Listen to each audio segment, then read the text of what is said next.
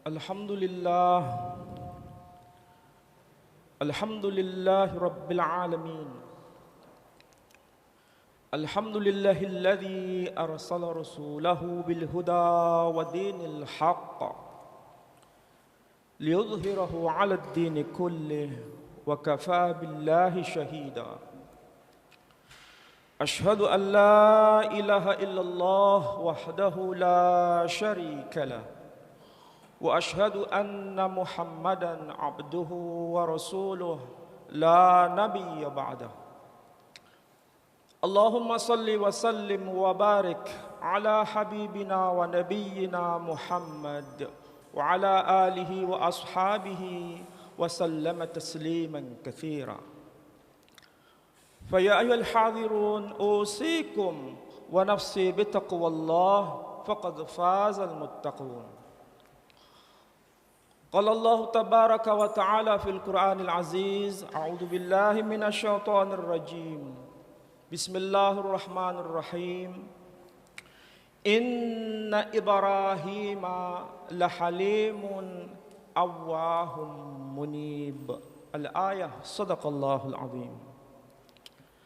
Saudara-saudara sekalian,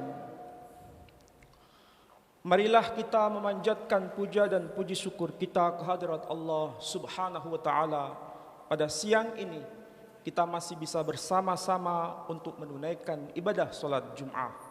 Mudah-mudahan kehadiran kita semua mendapat rahmah dari Allah Subhanahu wa Ta'ala.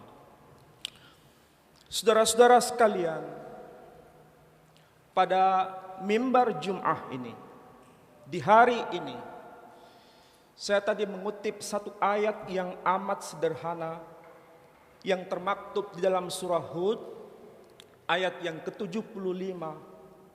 Allah menegaskan bagaimana Allah bicara mengenai makhluknya yang amat bisa menjadi teladan untuk hari-hari seperti ini. Saudara-saudara, kita tentu saja berada pada masa pandemi yang kita sendiri tidak tahu sampai kapan ini akan berakhir. Tetapi pada saat ini, pada masa pandemi ini, iman kita diuji oleh Allah Subhanahu wa Ta'ala. Tauhid kita diuji oleh Allah Subhanahu wa Ta'ala. Kepasrahan total kita kepada Allah diuji di masa seperti ini. Ini penanda ketauhidan kita harus senantiasa terhunjam di hati kita. Bagaimana kita bisa belajar melalui Al-Quran dari teladan seorang manusia yang senantiasa yang namanya selalu disebut di lisan kita pada saat kita melaksanakan ibadah sholat. Saudara-saudara, pada ayat itu secara sederhana Allah berkata, inna Ibrahim, sesungguhnya Ibrahim, inna Ibrahim lahalimun, sesungguhnya Ibrahim itu memiliki karakter yang pertama disebut halim, yang kedua disebut dengan karakter awwah, dan yang ketiga disebut dengan karakter munib. Secara sederhana, tiga karakter ini penting. Kenapa penting? Karena antara karakter yang satu dengan karakter yang lain saling mendukung dan menjadi kunci bagaimana ketauhidan kita itu ditata. Yang pertama berkaitan dengan halim. Allah Subhanahu wa Ta'ala ketika bicara mengenai karakter halim, ini secara langsung disematkan kepada Ibrahim, la halimun. Benar-benar dia memiliki karakter halim. Sementara istilah halim juga disematkan kepada satu tokoh yang lain, yang itu termaktub dalam surah As-Saffat, dalam surah yang ke-37. Ayat yang ke-102, yang ke-100 disebutkan doa yang dipanjatkan oleh manusia yang disebut itu. Apa doa yang dipanjatkan? Rabbi habli minas salihin. Ya Rabb, ya Tuhanku, anugerahkan kepadaku anak yang saleh. Ucapan ini sebetulnya menjadi renungan kita. Ini bukan sekedar ucapan biasa. Ini bukan sekedar doa biasa. Ini doa yang tercermin dari lubuk hati yang amat dalam dan menunggu sekian lama. Kenapa? Karena kita kalau belajar dari kehidupan Ibrahim, dia tidak memiliki keturunan sampai usia yang amat tua. Artinya harapannya betul-betul hanya ditaruh di hadapan Allah Subhanahu wa taala. Tetapi saudara-saudara, dia tidak pernah putus asa karena ketauhidannya amat tinggi. Karena ketinggian tauhid itu, cita-citanya hanya untuk investasi akhirat dan bukan investasi duniawi. Makanya dia tidak minta, ya Allah anugerahkan kepadaku keturunan. Tidak berhenti di situ. Dia bicara dengan ungkapan, ya Allah anugerahkan kepadaku keturunan yang salih. Artinya keturunan plus investasi akhirat, bukan sekedar investasi dunia. Kalau keturunan saja itu investasi dunia.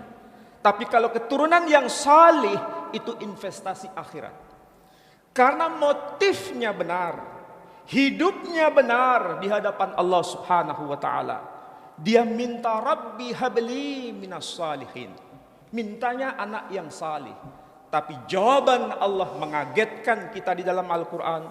Fabasyarnahu bighulamin halim. Maka kami berikan kepada Ibrahim keturunan yang halim. Tentu saja kita bertanya, apa bedanya halim dan salih? Seorang yang halim sudah pasti dia salih. Tetapi seorang yang salih belum masuk kategori halim. Jadi di situ pelajaran untuk kita. Kalau motif kita benar, Allah akan memberikan kelebihan. Ibrahim minta sederhana saja, anak yang salih.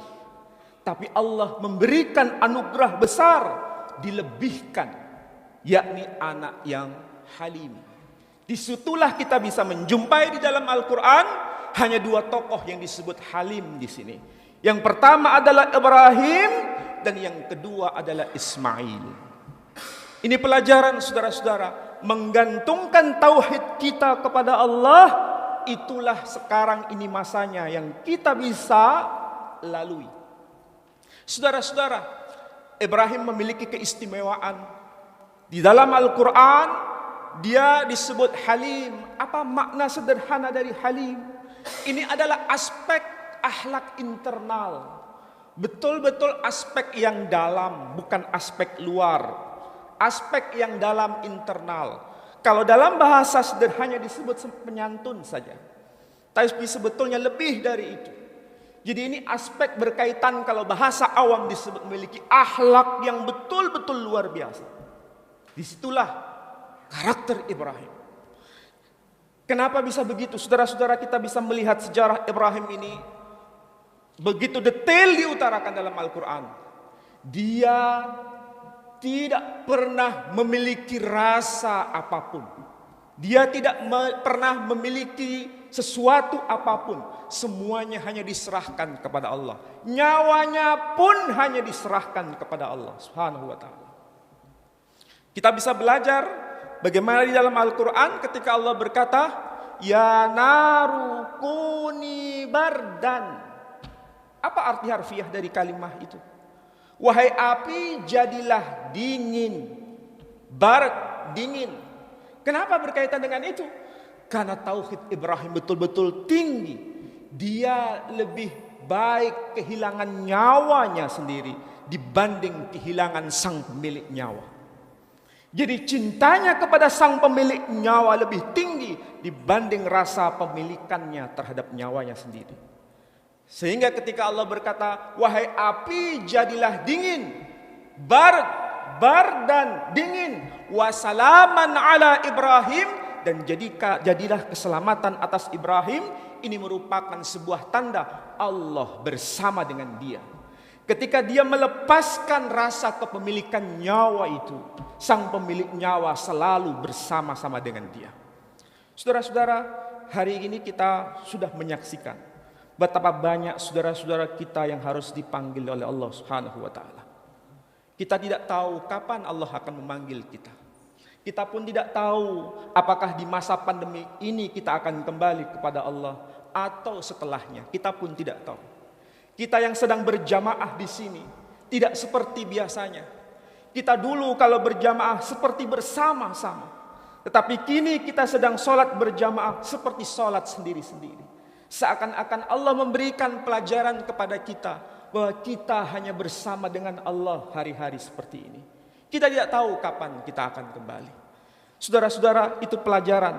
Rasa kepemilikan harus kita hilangkan sekalipun atas nyawa kita. Kita tidak boleh memiliki itu. Disitulah ujian tonggak dari tauhid kita. Jadi sekali lagi, akhlak yang pertama Ibrahim adalah yang disebut halim. Yang kedua, akhlak Ibrahim itu awwah. Secara sederhana, belas kasih yang amat tinggi. Belas kasihan. Kalau bahasa orang awam, orang kampus menyebutnya memiliki rasa empati sosial. Kita bisa melihat contoh utama di dalam Al-Quran berkaitan dengan kisah Ibrahim itu. Contoh apa? Dia tidak kenal siapa yang datang. Dia tidak kenal siapa namanya yang datang kepadanya. Tetapi dia menerima tamu itu di tempatnya. Tapi ternyata Al-Quran membincangkan mengenai tokoh ini. Tokoh Ibrahim menjamu tamunya apa yang dia miliki. Dan ternyata Allah mengabarkan kepada kita bahwa yang datang itu ternyata bukan tamu biasa, tapi tamu utusan Allah, seorang malaikat. Seandainya Ibrahim sejak awal tahu bahwa yang datang itu adalah malaikat, pasti dia akan menjamu lebih dari apa yang dia punya. Tapi justru Allah bicara, yang dia berikan kepada tamu itu sudah yang paling top apa yang Ibrahim punya. Kalau perlu seandainya Ibrahim sudah tahu yang datang malaikat, apa yang ada di surga akan dibawa di sini dan disuguhkan kepada tamu itu. Tapi tak sanggup bahwa itu memang yang sudah yang paling top yang diberikan oleh Ibrahim kepada tamunya. Inilah akhlak Ibrahim. Dan rasa empati Ibrahim sangat tinggi. Sosialnya kepada manusia amat tinggi. Dan ini berbeda dengan watak kita. Kita kalau menjamu siapapun pasti akan memperkirakan ini untung ruginya apa. Tapi Ibrahim tidak. Itulah sebabnya, apa rahasianya kita selalu diupayakan menyebut nama Ibrahim itu. Jadi yang kedua, memiliki rasa empati yang tinggi. Hari-hari ini kita harus memiliki rasa empati itu. Jangan sampai kita lewatkan. Kemanapun kita berada, kita harus menyalurkan rasa empati itu. Betapa banyak orang yang datang kepada kita ingin mendapatkan sekedar pekerjaan. Betapa banyak orang yang datang kepada kita hari ini untuk sekedar mendapat makan. Dan kita tentu saja sudah mengalaminya. Inilah bukti nyata bagaimana iman kita diuji. Sanggupkah kita menunaikan itu? Sebab kalau tidak, disinilah tauhid kita betul-betul diberikan pelajaran oleh Allah Subhanahu wa taala. Dan yang ketiga, akhlak ciri Ibrahim yang ketiga itu disebut munib. Apa itu munib? Munib itu arti harfiahnya selalu kembali orientasinya hanya untuk Allah Subhanahu wa taala. Tidak ada untuk yang lain. Hanya untuk Allah tabaraka wa taala. Ridhonya Allah, mencari ridhonya Allah. Sudahkah kita bisa menunaikan 3 ciri utama karakter Ibrahim itu ataukah belum? Jika belum, sekarang ini saatnya kita belajar. Betul-betul belajar. Disinilah saudara-saudara kita akan dihadapkan pada kenyataan. Sampai kapan kita akan menghadapi pandemi seperti ini? Kita pun tidak tahu. Allah sendiri yang akan menjadi pembela kita pada masa-masa seperti ini. Mudah-mudahan apa yang saya sampaikan ini bermanfaat. Aku qouli hadza wa astaghfiruh innahu huwal ghafurur rahim.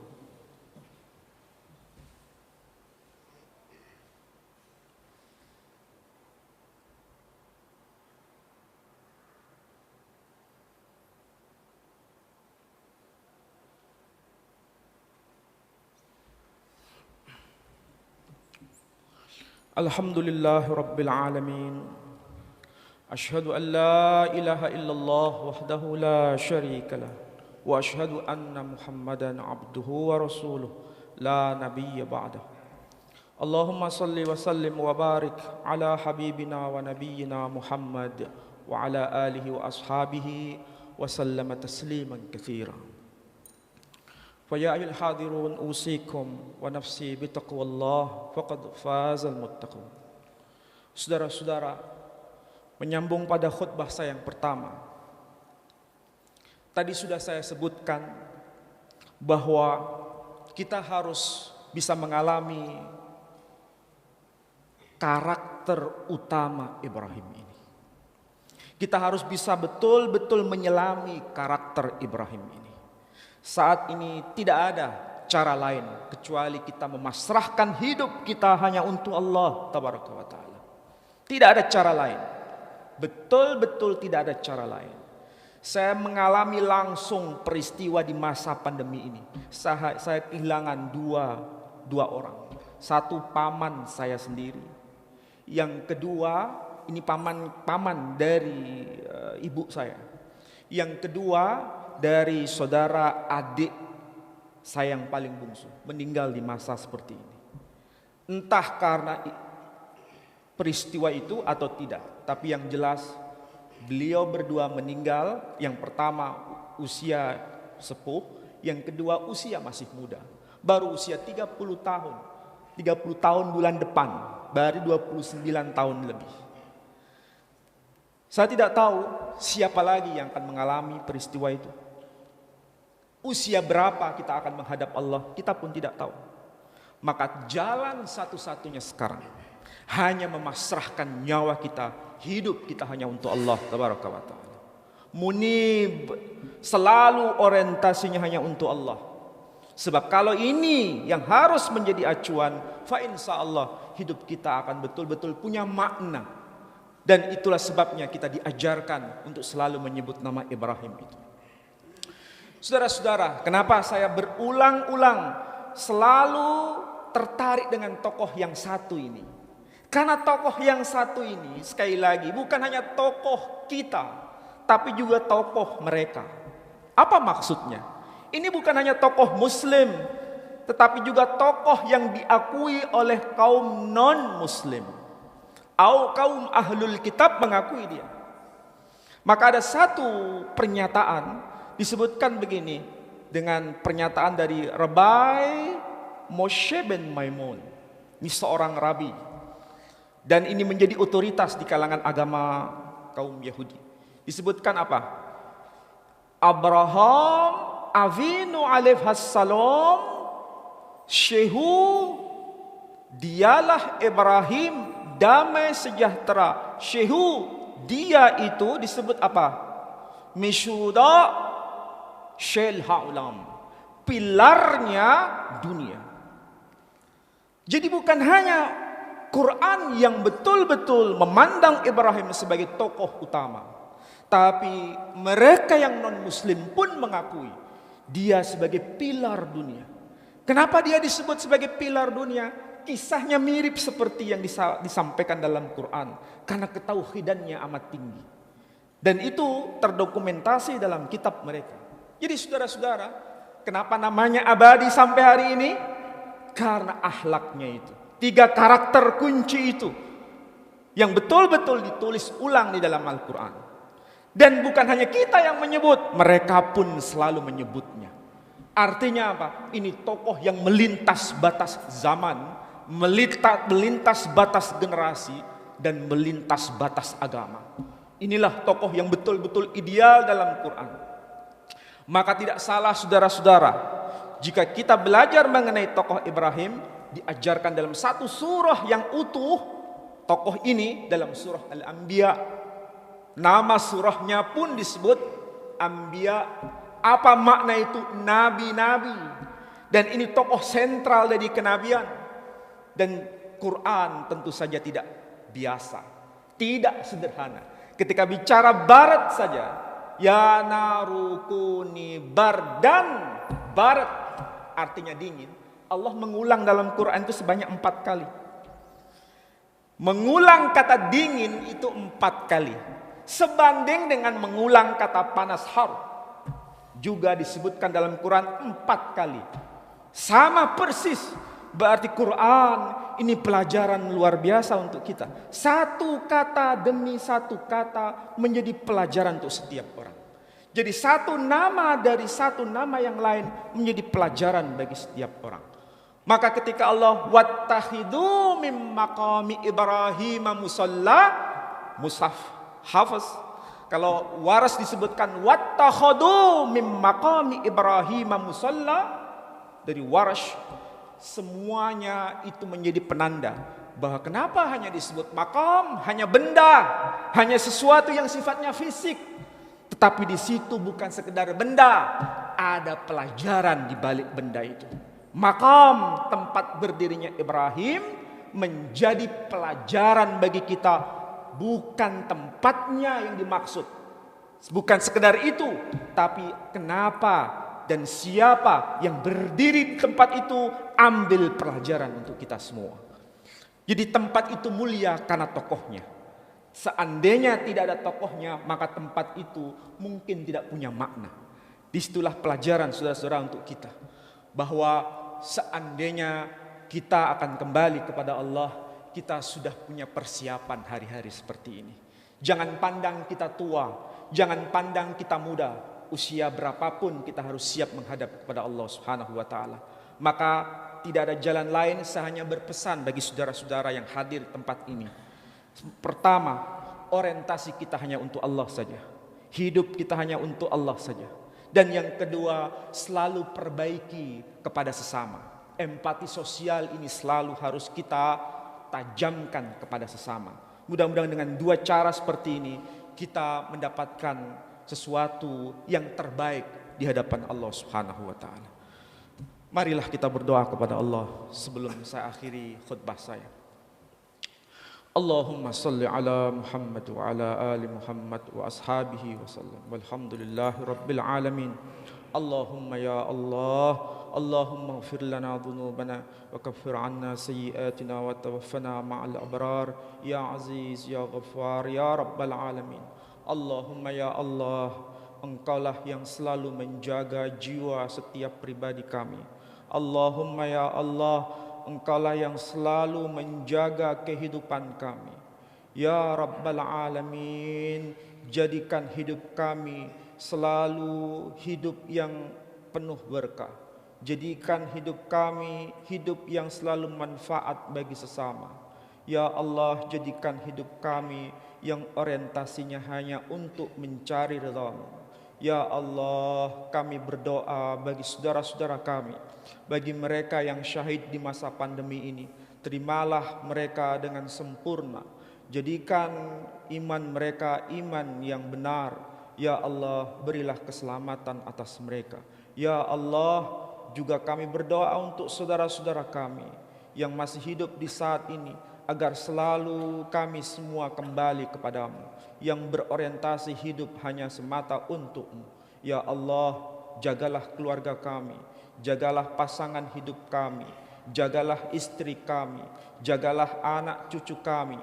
Ya Allah, bimbinglah kami semua ke jalan-Mu. Rabbana dhulamna anfusana wa illam taghfir lana wa tarhamna lanakunanna minal khasirin. Rabbana atina fid dunya hasanah wa fil akhirati hasanah wa qina adzaban nar.